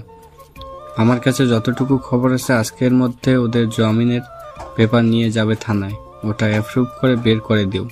আর এসব ঝামেলায় আশেপাশে না থাকাই ভালো, ওইসব মানুষ ভালো হয় না, সাবধান। আচ্ছা ঠিক আছে বলে আমি ফোন রেখে দিলাম। কিন্তু আমার সারাটা শরীর দাও দাও করে জ্বলতেছে রাগে। আমার চাকরির জীবনে কখনো এমন পরিস্থিতিতে আর পড়তে হয়নি, কিন্তু আজকে আমাকে যে পরিস্থিতিতে নামতে হয়েছে, ন্যূনতম সম্মানটুকু আমার নেই এখানে। একটা রাস্তার গুন্ডার কথায় সকলে ওঠা বসা করতেছে, যে কিনা চোখের সামনে দিয়ে দুপুরে মানুষ মারে, আবার প্রশাসন সেটা প্রশ্রয় দিয়ে লুকিয়ে যায়। এদের মতো গ্যাংস্টারদের না থামানো গেলে আমাদের দেশটা কিভাবে চাঁদাবাজি মুক্ত হবে, কিভাবে দেশে আইন প্রতিষ্ঠা হবে, কিভাবে ন্যায্য বিচার হবে? এরা থাকলে তো কখনো ন্যায় বিচার সম্ভব না। কি যে একটা অবস্থা। এভাবে দেখতে দেখতে 5টা ঘন্টা চলে যায়। 5 ঘন্টা পর থানায় যৌথ নিয়মে কিছু লোক নিয়ে তাদের মধ্যে প্রবেশ করে, আর থানার বাইরে শত শত লোক মিছিলে আকাশের নামে স্লোগান দিতে থাকে। এরই মাঝে একজন উকিল কিছু পেপার বের করে। ম্যাডাম, এই যে ওনাদের জামিনের একেবারে উপরের কোর্ট থেকে অ্যাপ্রুভ করে দিয়েছে, খুব দ্রুত ওদের ছেড়ে দিন। আপনাদের মতো কিছু টাকাওয়ালা উকিল, টাকালোভী উকিল এবং টাকালোভী কিছু উপর পর্যায়ের লোক আছে, যার ফলে হাজার হাজার অন্যায় অপরাধ, খুন, গুম করেও এইভাবে অপরাধীগুলো ছাড়া পেয়ে যায়। দেখেন, আপনি কিন্তু আমার শ্বশুরের সুন্দর, ন্যায়পরায়ণ, সুযোগ্য ব্যক্তিকে আঘাত করতেছেন। আমি কিন্তু আপনার নামে মানহানির মামলা করব। এই উকিল গলার নিচে করে কথা বল, এর ওনার কাছে মাপচা ব্যবহারের জন্য। আচ্ছা ভাই, আপনার এক কথাতে আমি সব বলতে পারি। ম্যাডাম আমাকে ক্ষমা করবেন, আপনি আমাকে ক্ষমা না করলে ভাই আমাকে ক্ষমা করবে না। আপনার পা ধরলেও ধরতে রাজি আছি, আপনি আমাকে মাফ করবেন। আমি আপনার মতো আর ভাই আর স্নেহ পাবো না, প্লিজ মাফ করে দিন আমার ব্যবহারের জন্য। হয়েছে হয়েছে, মাফ করে দিয়েছি। হাবিলদার, লিস্ট ধরে সবাইকে ছেড়ে দাও। একে একে লিস্ট করে সবাইকে ছেড়ে দেয়। বাকি থেকে যায় আকাশ। আপনি বের হন না কেন? আমার জামিন হয় নাই, তাই বের হইনি। আপনার মতলব কি বলেন তো? সবাইকে বের করলেন আর আপনি নিচে থেকে যাচ্ছেন। ম্যাডাম, ওনার ব্যাপারে কোর্ট থেকে রেস্ট্রিকশন আনছি, ওনাকে এখান থেকে কোথাও ট্রান্সফার করা যাবে না। ওনার জামিন আপাতত 2 মাস পরে মঞ্জুর করা হয়েছে। What the fuchka? টক দিয়ে ফুচকা কিন্তু অনেক মজা। প্রতি উত্তরে সোনালিকা আকাশের দিকে ভ্রুকুচকে তাকায়। এরপরে আকাশ রবির কানে কানে বাইরে সবাইকে কন্ট্রোলে রাখার সকল কিছু বলে দেয়, যেভাবে তার এখানে থাকা অবস্থায় বাইরে সবাইকে বুঝিয়ে বলতে হবে, যাতে বিশৃঙ্খলা সৃষ্টি না হয়। সবকিছু বুঝিয়ে দেওয়ার পর একে একে সবাই থানা থেকে বিদায় নেয়। আকাশের নামে স্লোগান দিতে দিতে সবাই আকাশের অফিসের দিকে যেতে থাকে। এইভাবে চলে যায় ঘন্টা দুয়েক। চুপচাপ সোনালিকা তার ডেস্কে বসে ভাবতে থাকে। কিছু সময় পর সোনালিকা উঠে লোকালের মধ্যে যায়। এত সময় আকাশ দেওয়ালের সাথে হেলান দিয়ে বসেছিল। সোনালিকার আশা দেখে সে উঠে দাঁড়ায়। সোনালিকা আকাশের কলার চেপে ধরে দেওয়ালের সাথে চেপে ধরে বলতে থাকে, এই তুই চাইলে চলে যেতে পারতি, আর কেউ বুঝুক বা না বুঝুক আমি এতটুকু বুঝছি তুই এখানে কেন থাকলি, তোর মতলবটা কি? সত্যি সত্যি উত্তর দিবি কিন্তু। মজা বলবো? এখানে থাকলে 12 ঘন্টা অন্তত মন ভরে তোমাকে দেখতে পারবো, আর বাইরে বেরোলে তোমাকে দেখার জন্য একবার এখানে একবার ওখানে ছুটে বেড়ানো লাগবে। মন ভরে দেখতে পারবো না। তাই তুই যা করছিস এই সকল আবেগ, ভালোবাসা না, বুঝছিস? আবেগ কেটে গেলে তোর সব ভুল ঠিক হয়ে যাবে। এসব বাদ দিয়ে ভালো পথে ফিরে। আজ পর্যন্ত এই আবেগটা কোনো মেয়ের প্রতি জাগেনি, তোমার প্রতি জাগিয়ে রাখি। দেখ, তুই কিন্তু আমাকে অনেক খারাপ পরিস্থিতিতে ফেলতেছিস। আমাকে শান্তিময় থাকতে দে। আমি তো তোমার কোনো সমস্যা করিনি। তোর কাছে আশেপাশে থাকলে মনে হয় তোর গা থেকে হাজার মানুষের কান্নার শব্দ আসতেছে, হাজারটা মানুষের রক্ত লেগে আছে তোর শরীরে। তো অত্যন্ত জঘন্য একটা মানুষ তুই। তুমি যা কিছুই আমাকে বলবা আমি চুপচাপ তা মেনে নিব। তবে তোমার আমার ব্যাপারে জানা কিছুটা ভুল আছে। অবশ্যই আমি খারাপ। তাদের সাথে যারা দুর্নীতিগ্রস্ত সাধারণ মানুষের সবকিছু আত্মসাৎ করে, অবশ্যই আমি তাদের জন্য ভালো। যারা এতটুকু সাহায্যের অভাবে নিজের জীবনকে বিপর্যস্ত করে ফেলে। তোর এই কথার মানে বুঝলাম না। বোঝার দরকার নাই, লাগবে না। আমি হাত জোর করে মাফ চাই আল্লাহর কাছে, আমার পেছন ছেড়ে দে। কেন কেন? তোমাকে কি একবারও বলেছি যে আমাকে ভালোবাসতে হবে? তোমার ইচ্ছা হলে বাসবে, না হলে না বাসবে। আমি আমার মতো ভালোবেসে যাব। মনে রাখিও, ভালোবাসি বলে এত সব প্রশ্রয় করি। একটা মেয়েকে তোমার এই পর্যায় থেকে উঠিয়ে নিয়ে যাইতে আমার 1 মিনিটও সময় লাগবে না। এই জন্যই তোদের মতো মানুষরা ভালোবাসার যোগ্য না। অত্যন্ত জঘন্য, দুর্গন্ধযোগ্য ডাস্টবিন তোরা। তোদের ঘৃণা করা যায় কিন্তু কখনো মাফ করা যায় না। তুমি যেমনটা মনে করো। এভাবে দেখতে দেখতে দিনের পর দিন চলতে থাকে। প্রতিদিন সোনালিকা থানায় আসে এবং তার ডেস্কে কাজ করতে বসে। আকাশ অপলক দৃষ্টিতে সোনালিকার দিকে তাকিয়ে থাকে। তার চোখের পলক যেন কিছুতেই পড়ে না। মাঝে মাঝে সোনালিকা এগুলো দেখে অস্বস্তি ফিল করলেও দেখেও না দেখার ভান করত, যেন সে কিছু দেখছে না। কিন্তু লুকিয়ে লুকিয়ে সবকিছুই ফলো করত সে। আর অন্যদিকে আকাশ আপন মনে শুধু ওকে দেখেই যেত। এটাই হয়তো ভালোবাসা। হুট করে কারো মায়া আবদ্ধ হলে তাকে না পেলেও কাছ থেকে দেখে যাওয়ার যে শান্তি, সেটা পৃথিবীর আর কোনো ভালোবাসাই নেই। আসলে ভালোবাসা অনেক সুন্দর, কাছ থেকে হোক কিংবা দূর থেকে। এভাবে দেখতে দেখতে একটা মাস 13টা দিন চলে যায়। এতগুলো দিনে প্রতিদিনের রুটিন নেই একই রকম। তবে আকাশের এখানে থাকতে কোনো অসুবিধা হয়নি। সে এখানে সবসময় ভিআইপি সুবিধা পেত। তার যখন যা লাগতো সবই দেওয়া হতো। এভাবেই চলতে থাকে। আরও 3টা দিন চলে যায়। একদিন রাত্রে আকাশ সোনালিকার কথা ভাবতে ভাবতে ঘুমিয়ে যায়। রাত বাজে 3:12, ছুঁই ছুঁই কিংবা এর আশেপাশে। এডিটর এখান থেকে কোনো মিউজিক ব্যবহার করবা না, এটা ইসলামিক দৃশ্য দেখানো হবে। আকাশ হুট করে দেখতে পায় ডান দিকে মাটি, বাম দিকে মাটির নিচে মাটি, উপরেও মাটি দিয়ে চাপা দেওয়া ছোট্ট একটা ঘর এসে আবদ্ধ। অন্ধকার, কিচ্ছু দেখা যায় না। সে যে চিৎকার দিবে তার গলা দিয়ে আওয়াজ বের হচ্ছে না। এরই মাঝে একটা খুব দীর্ঘ আলোর ঝলকানি দিয়ে তার চোখের দৃষ্টিতে। তখনই, তোমার রব কে? তোমার দিন কি? তোমার নবী কে? এগুলো কি? কেন আমি উত্তর দিব? দ্রুত উত্তর করো। কেউ একজন ছিল, আমি তার নাম শুনেছি, মনে করতে পারছি না। আমার দিন কি যেন? আমার কিছু মনে আসতেছে না। কথাটা বলার সাথে সাথে আকাশ বিকট একটা শব্দ শুনতে পায়। আর সেই আগ্নেয়গিরি লাভার থেকেও ভয়ানক আপনার মধ্যে ডুবে যেতে থাকে।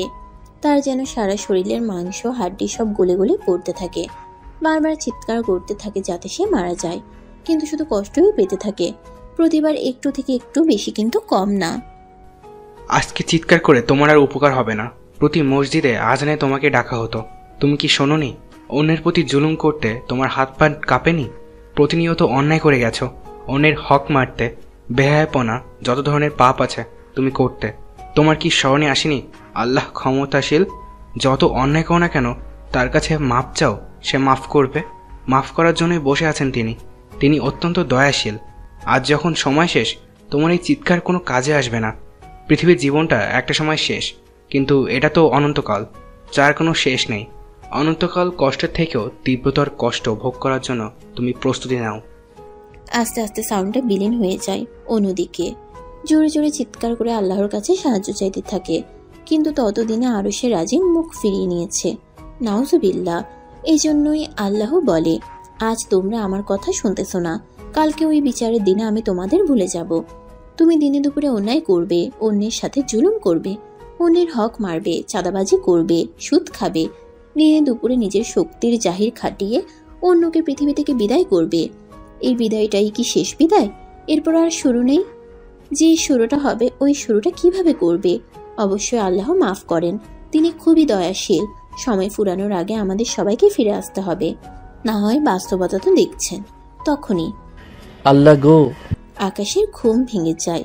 এমন জোরে চিৎকার করে পুরো থানা কেঁপে ওঠে। এত সময়ে ভোরের আজানও দিয়ে দিচ্ছে।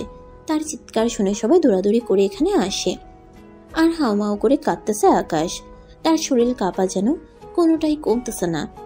এডিটর, এবার মিউজিক দিতে পারো, এখন থেকে স্যাড মিউজিক দিলেই ভালো হবে। এভাবে দেখতে দেখতে সকালটা চলে যায়। এত সময় রবির কাছে খবরটা চলে গেছে। 10টা বাজতে বাজতে রবি তাদের উপর পর্যায়ে যারা আছে তাদের ধরে আকাশকে বের করে আনে।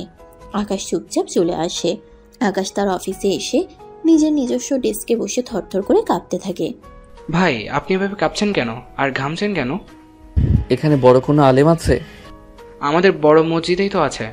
আমাকে এখনই তার কাছে নিয়ে যাও। আচ্ছা। রবি আকাশের অবস্থা দেখে আর কোনো কথা বাড়ায় না, চুপচাপ হুজুরের কাছে নিয়ে যায়।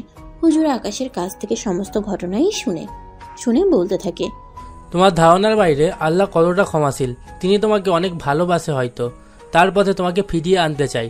তাই তুমি স্বপ্নে দেখেছো, যা করছো তওবা করে তার পথে ফিরে এসো। আল্লাহর দরজা সবসময় খোলা সবার জন্য। আল্লাহ কখন কাউকে হেদায়েত দিয়ে দেয় তার কাছে আনতে তিনি ভালো জানেন। কথাগুলো শুনে আকাশ হুজুরের কাছ থেকে চলে আসে বাড়িতে। সে আল্লাহর কাছে কান্নাকাটি করে মাফ চাইতে থাকে। আর এখন তার এক ওয়াক্ত খাইতে ভুলে যাচ্ছে, কিন্তু নামাজ পড়তে ভুলে যাচ্ছে না। এভাবে চলতে থাকে দিন। অন্যদিকে, কি ব্যাপার ম্যাম, আপনি 2 দিন অ্যাবসেন্ট, মাঝে মাঝে তো অনেক কিছু হয়ে গেছে। এসপি স্যার এসে তো ওই আকাশ নামক ছেলেটাকে ছেড়ে দিছে। যাক বাবা, আপদ বিদায় হয়েছে, শান্তিতে বাঁচা গেল। এইভাবে দেখতে দেখতে 3টা মাস চলে যায়। এই 3 মাসে সোনালিকা আকাশকে খুব করে মিস করতে থাকে। প্রতিনিয়ত আকাশের দুষ্টুমিগুলো তার মনে পড়তে থাকে। এর আগে কেউ কখনো তার সাথে এমন দুষ্টুমি করেনি। এবার নিজ থেকেই সোনালিকা আকাশকে খুঁজতে থাকে, কিন্তু আকাশের আগের অফিস বন্ধ করে দেওয়া।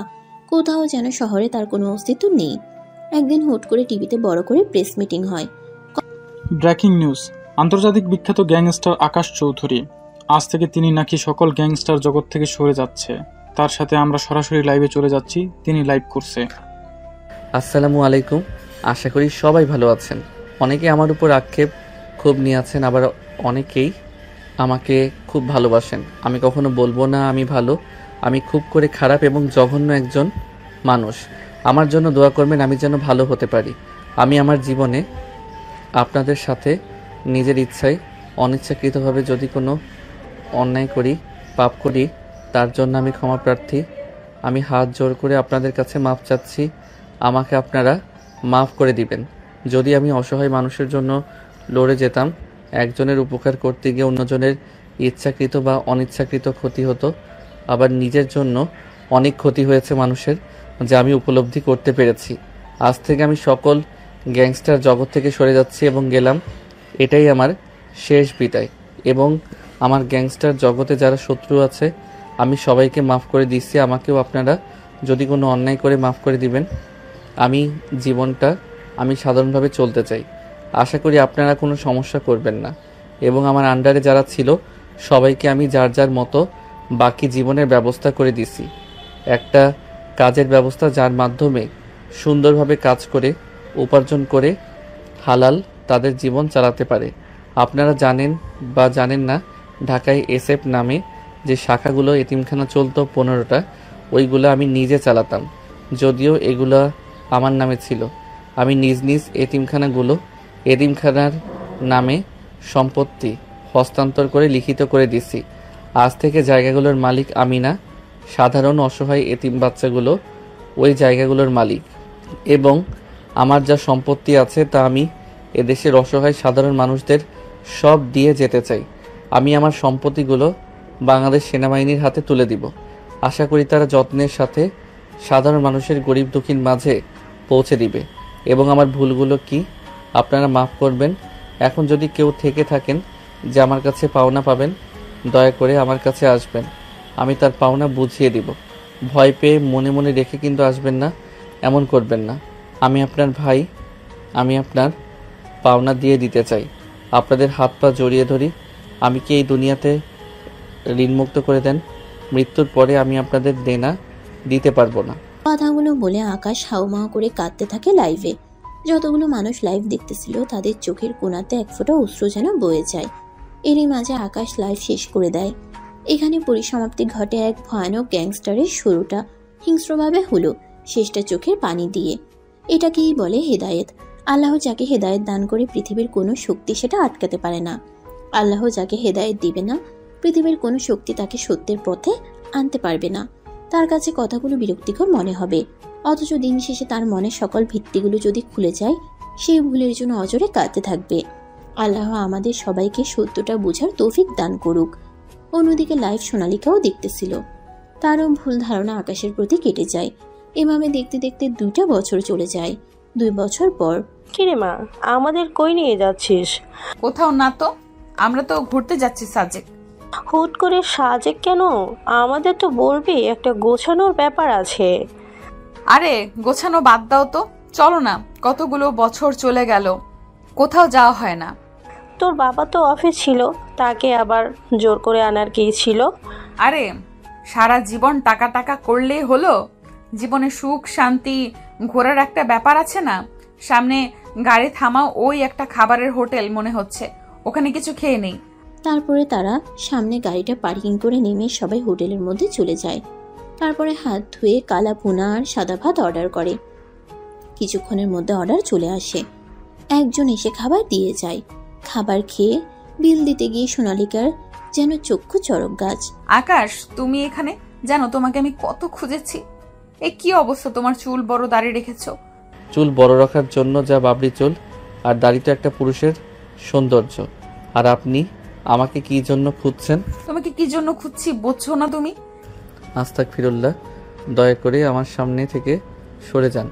আমি পরপুরুষ মেয়ের দিকে তাকাতে পারবো না। যে ছেলে আমাকে দেখার জন্য মাসের পর মাস জেলে পড়েছিল, আজকে সেই ছেলের বিরহে আমি পাগল। আর ওই ছেলে আমাকে সামনে দেখেও দেখতেছে না। দেখেন, আপনি যে ছেলেকে চিনতেন ওইটা আর বর্তমানে এটা সম্পূর্ণ ভিন্ন। যাই হোক, এখানে কি করো তুমি? সবকিছু ছেড়ে বাবা মাকে নিয়ে নিরিবিলি একটা জায়গায় চলে এসেছি, যেখানে আমাকে কেউ চেনে না। এই ছোট্ট হোটেলটা দিছি, সবাই এদিক দিয়ে যায়, মাঝে সাঝে খাই এখানে। আল্লাহর রহমতে ভালোই বেচাকেনা হয়। আমাদের রিজিকের ব্যবস্থা খুব ভালোই হয়। মা ঘরোয়াভাবে রান্না করে, আমি আর বাবার সাহায্য করি। আর একটা ছেলেকে রেখেছি, ও টুকিটাকি কাজ করে। ওর পরিবারও আমার মাধ্যমে আল্লাহ ডাল ভাতে রিজিকের ব্যবস্থা করে দিয়েছে।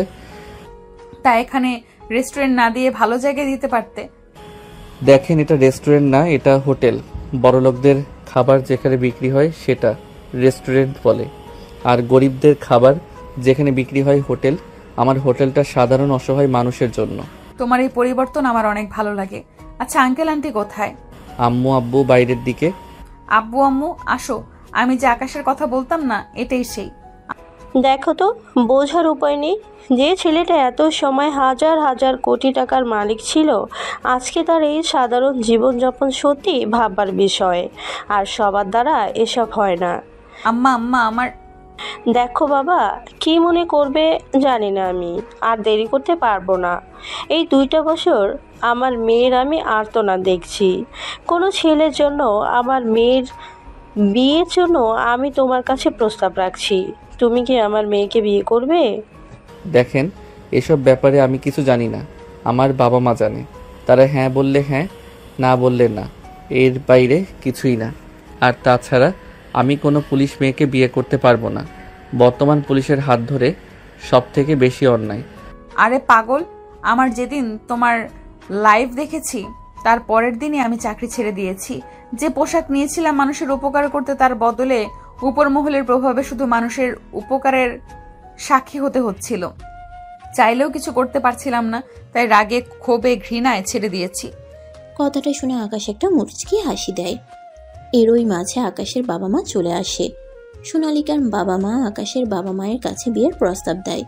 প্রথম দিকে বড়লোক জায়গা দেখে রাজি হচ্ছিল না তার মা বাবা, কিন্তু সোনালিকার জোড়াজুড়ি কান্নাকাটি এবং তাদের বাবা মায়ের অনুরোধ দেখে তারা রাজি হয়ে যায়। তারপর কিছুদিন এভাবে চলে যায়। কিছুদিন পর ছোট্ট করে ঘরোয়াভাবে তাদের বিয়ে হয়। বিয়ে শেষে মসজিদে খেজুর ছিটানো হয়। তাদের বিয়ে শেষ করে আজ তারা বাসর ঘরে। কি ব্যাপার হিরো সাহেব, তোমাকে আগের থেকে এখন অনেক হ্যান্ডসাম লাগে জানো। মাশাল্লাহ, তোমাকে পেয়ে আমি অনেক লাকি। অজু করা আছে? না, দাঁড়াও, অজু করে আসি, তারপরে আমি অজু করে আবার রুমে প্রবেশ করি। চলো দুজনে একসাথে 2 রাকাত নফল নামাজ পড়ে আল্লাহর কাছে আমাদের নতুন জীবনের উদ্দেশ্যে সাহায্য চাই। আমরা যেন একে অপরের মৃত্যু পর্যন্ত হাত ধরে বাঁচতে পারি। অনেক সুখে যেন আমাদের জীবনটা পার হয়। চলো আমরা আমাদের নতুন জীবনে পদার্পণ করি। তারপর আমি আর আকাশ ভালোই ভালোই নামাজ শেষ করে মোনাজাত করি। আমাদের নতুন জীবন যেন ভালোভাবে সুন্দরভাবে কাটাতে পারি। তারপরে আমরা কিছুক্ষণ গল্প করি, একে অপরকে হাসাই। এরপরে আমরা মধুর মিলনে আবদ্ধ হই, যা শুধুমাত্র একটা স্বামী এবং স্ত্রীর জন্য প্রযোজ্য হালাল সুন্দর অনুভূতি, যা একজন স্বামী স্ত্রী বুঝতে পারে। আলহামদুলিল্লাহ, আমি আমার বউকে নিয়ে অনেক ভালো আছি। আপনারা দোয়া করবেন যাতে আমাদের ভালোবাসায় নজর না লাগে কারোর। আমি দোয়া করি আপনাদের ভালোবাসায় বরকত হোক, কারণ নজর না লাগুক। আর কি, আজকের গল্পের লাস্টিংটা একটু ইউনিক করলাম, সত্য দিলাম। প্রতিটা গল্পের উদ্ভট বানানো কাহিনীর থেকে বাস্তব দিয়ে আজকে না হয় সাজিয়ে দিলাম। এমনই রে ভাই, আমাদের জীবন অতি সংক্ষিপ্ত, তাই আমরা যদি পরকালের দিকে নজর না রেখে দুনিয়াবি হয়ে যাই একদম, এটা আমাদের ভয়াবহ ধ্বংসের কারণ। আমাদের অবশ্যই আল্লাহর প্রতি সহনশীল হয়ে তার দেওয়া প্রতিটা দায়িত্ব পালন করা উচিত, তাহলে এমনিতেই আমাদের জীবন সুন্দর হয়ে যাবে। আমি জানি আজকের গল্পের লাস্টিং কিছু মানুষের পছন্দ হবে না, কেননা তারা বাস্তবতা সত্যকে বিশ্বাস করতে চায় না। এটা ঠিক ততদিন এগুলো বিশ্বাস করবে না যতদিন না এরা মারা যায়। দোয়া করি আল্লাহ হেদায়েত দান করুক। একটা কথা আছে না, কিছু মানুষের অন্তর থাকতেও তারা তা দেখতে পায় না কালো। তো আজকে বিদায় নিয়ে ভালো থাকবেন, নিজেকে নেবেন, সৎ পথে থাকবেন, কখনো অন্যের ক্ষতি করবেন না, পারলে উপকার করবেন। দিন শেষে আপনি জিতে যাবেন। সমাপ্ত।